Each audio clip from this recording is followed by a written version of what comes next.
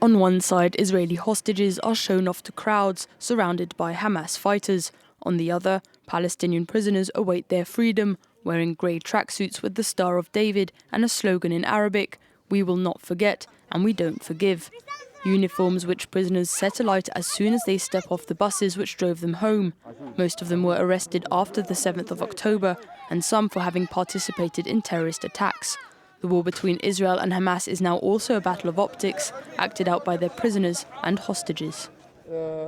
They made us wear this outfit when they released us, and we set them ablaze in front of the European hospital.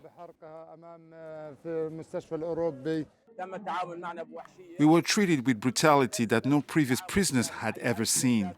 We were tortured and victims of abuse that was directed at all prisoners, not just myself.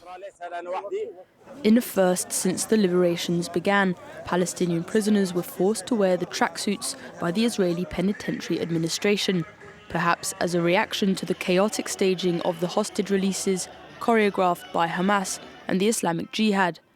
Before being handed over to the Red Cross, hostages were pushed onto a stage and surrounded by crowds, where they received a liberation certificate and photos of their time in captivity.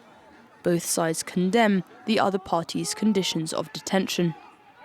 When I was in Gaza, I lived in constant fear. I was starved and I was tortured, both physically and emotionally.